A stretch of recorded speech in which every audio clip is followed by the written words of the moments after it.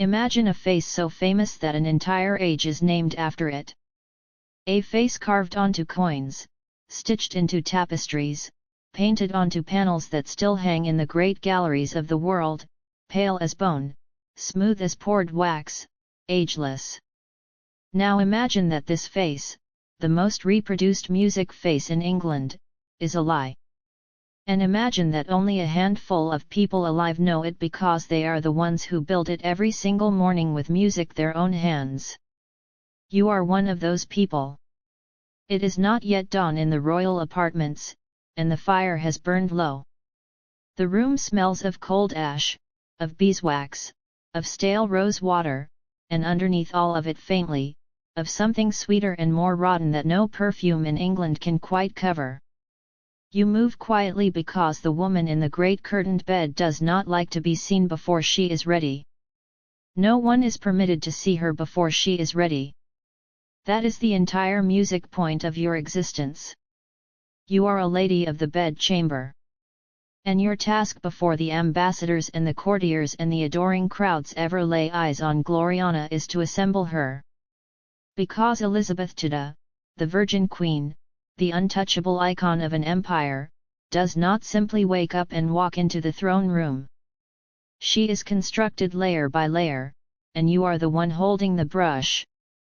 To understand what lies beneath the paint, you have to go back 40 years to the autumn of 1562 when a much younger Elizabeth lay shaking with fever in a bed not unlike this one. And the whole court believed she was going to die. It was smallpox. For days she burned and raved, and her counselors quietly began arguing about who would take the throne when she was gone. But she did not go. She survived. And that is where the story of her face truly begins. Because smallpox does not leave you the way it found you. For a time she could not speak. For a time those around her thought her already lost. And one of the music women nursing her caught the disease herself and was scarred far worse for her loyalty. And when the fever finally broke and the danger passed, the reprieve came with a price written on her skin. The disease left its signature behind. Scarring, pock marks, pits in the skin, music of a young woman who had been called handsome, even beautiful. The rash crusted and healed and left its craters.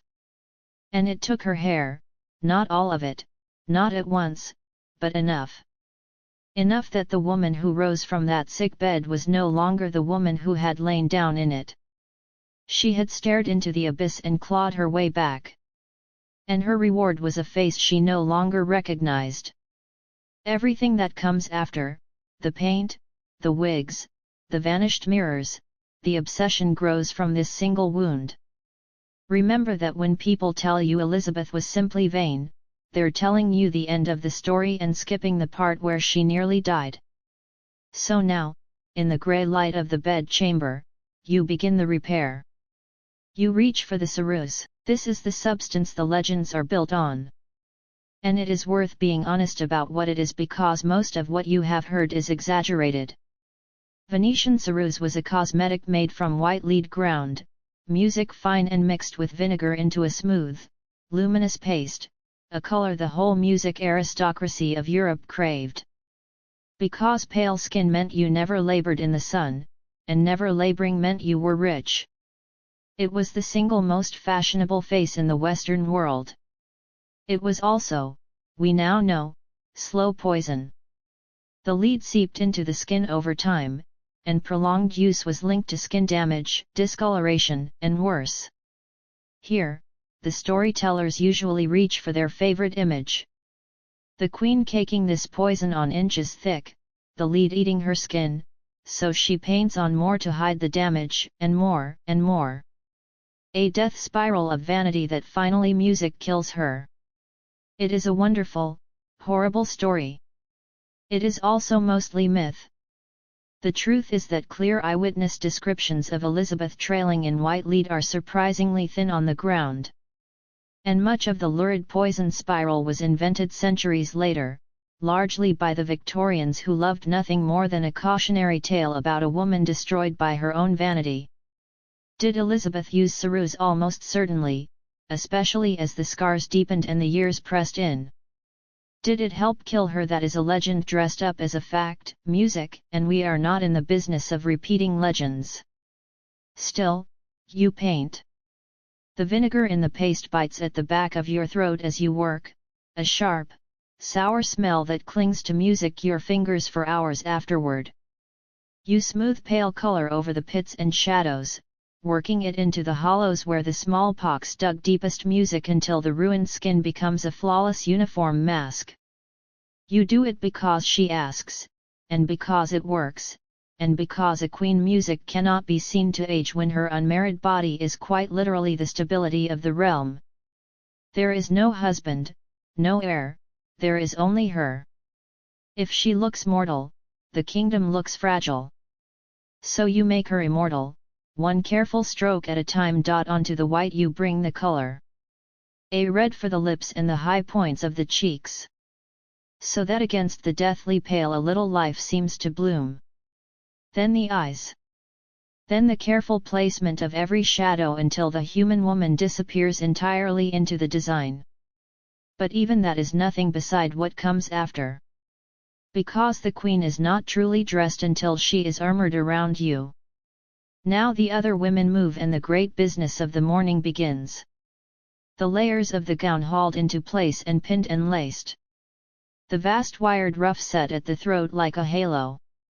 The farthingale that turns a frail body into a monument. Music. And the jewels, the ropes of pearl, the drops at the ears, the stones sewn in their hundreds across the fabric, so that when she moves, she throws light like a window. It takes a small army to build her, dressers and wardrobe keepers and jewel mistresses, each with their single sacred task. Each sworn to the same silence. By the time she rises to meet music the world, there is almost nothing left of the woman who woke shivering in the dark. There is only Gloriana. And every person in this room knows exactly how she was made. And at the end of the long day, when the doors are shut and the last court gone, the whole ritual runs backward. The paint has to come off. The popular telling makes this the most Gothic moment of all. The queen scrubbing away her mask each night with mixtures of eggshell and alum and mercury, sanding her own face raw. Recipes like these did exist, and some were genuinely harsh. The age had no shortage of dangerous beauty.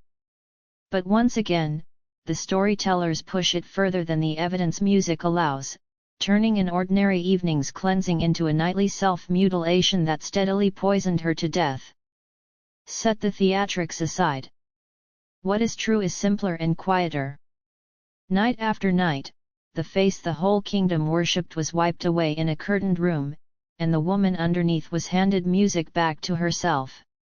Then she smiles at you to test her reflection in your face. And this is the part the paintings will never show. Her teeth are black. This one is music, no myth. This one is documented and by people who had no reason to flatter and every reason music to gossip. In 1598, a German visitor named Paul Hensner watched the aging queen music process through her court and wrote it down plainly. Her face fair but wrinkled, her hair false and orange, and her teeth black, a defect, he noted, that the English seemed prone to music from their enormous appetite for sugar. He was not the only one. The French ambassador André Hurault recorded that her teeth were yellow, uneven, and in music places simply gone. So many missing that it made her difficult to understand when she spoke. Two foreign observers arriving separately both stopped and stared at the same thing. And the cause was, of all things, wealth. Sugar in Tudor England was not the cheap white powder in every modern cupboard. It was an imported luxury, rare and staggeringly expensive, on a par with jewels and fine spice, which meant that eating it constantly was a way of announcing with every mouthful that you were rich enough to rot. Picture the banquets you have stood beside. Whole sculptures spun from sugar, castles and beasts and coats of arms molded in the stuff, set down before her to be admired and then devoured. Fruits candied and preserved in it. Cakes heavy with it. Sugar sprinkled over dishes where a modern cook would never dream of it. To the Tudor eye, this was music, not indulgence. It was power made edible, a way of eating your own fortune in front of your rivals. Elizabeth adored it.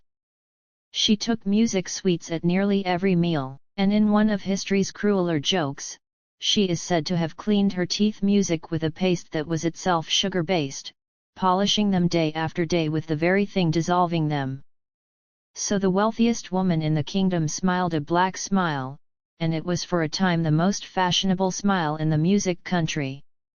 You often hear that courtiers blackened their own healthy teeth to imitate her.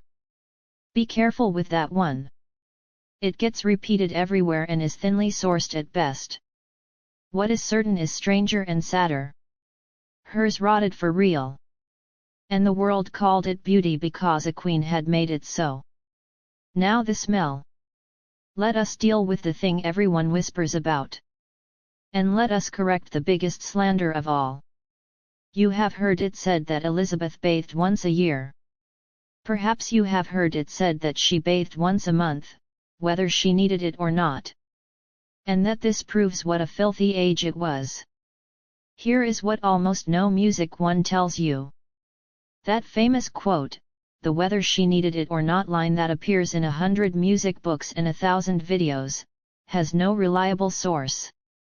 No one can trace where it actually came from. It has been passed hand to hand by lazy writers for so long that it now wears music the costume of fact. And even if we take the monthly bath at face value, it does not make Elizabeth disgusting. Music. It makes her a fanatic for cleanliness by the standards of her own century. Her successor, James, reportedly barely bathed at all. Continental kings across the Channel are said to have bathed a mere handful of times in their entire lives because the medical wisdom of the age held that immersing the body in hot water opened the pores and let disease flood in. Avoiding the bath was not filth. It was cutting-edge health advice. But here is the real secret. You know, the thing the servants understood that the storytellers miss cleanliness in the Tudor world did not happen in water. It happened in cloth. The genuine hygiene technology of the age was linen. Fine white linen worn against the skin, worn to sleep in, worn beneath every gown, and changed constantly. The theory was that clean linen drew the sweat and the impurity out of the body and locked it into the weave, so that swapping a soiled music shift for a crisp one was, in their minds, the same as washing. And so you change her music linen again and again. You wipe her face and hands and body with damp cloths daily, cloth scented with rose water and herbs. You perfume her, the compounds of musk and civet and orange, the sweet oils, the scented gloves that were the height of fashion, not simply to smell pleasant, but because scent itself was thought to guard the body against corrupted air. Layer by layer, you seal music her against the world, clean cloth against the skin, sweet oil over the cloth, jewels and silk over everything. You keep her, by the honest measure of her own time, immaculate. When history later calls her a dirty queen, it is judging a linen civilization by the rules of a plumbing one and getting the answer completely wrong. The wigs come next, and they are their own quiet tragedy. The high, startling hairline you see in the portraits, the forehead that seems to rise forever, was fashion. Yes, foreheads were plucked music and shaved to look nobly tall. But on Elizabeth, it also hit a wound the smallpox had opened decades ago, and that age had widened ever since. Her own hair, once a famous Tudor red, had thinned and grayed and gone. So she wore music false hair, dyed to that same defiant orange, and Hentzner, watching her that day in 1598, saw straight music through it, noting the color was fine and the hair was false. By the end, she is said to have owned dozens of wigs, a whole wardrobe of borrowed youth, ranks of them waiting on their stands, like a gathering of the queen she used to be. And you are the one who fits them. You settle each one over the sparse graying strands beneath. You pin it close so that no seam music shows. You dress the curls high off the forehead and set the jewels into them, and you arrange the perfect illusion of a hairline where there is really only scar and thinning skin. It is delicate, patient work, and it must be flawless, because a single loose pin in the wrong company could unmake the whole performance. Every morning you give her back the crown of hair the fever took away in 1562. Every night you take it off again and set it on its stand and see her without it. Because that is the thing about your position. You see her without it. All of it. You see her between the mask and the mirror. And let us talk about that mirror because it holds the darkest and most misquoted story of them all. You will hear that in her final years, Elizabeth banned every looking glass from her presence, unable to bear the sight of her ruined face, and that her ladies-in-waiting, taking advantage of a blind and clueless old queen, painted her cheeks and reddened her nose like a drunkard's for their private amusement. It is a grotesque little picture.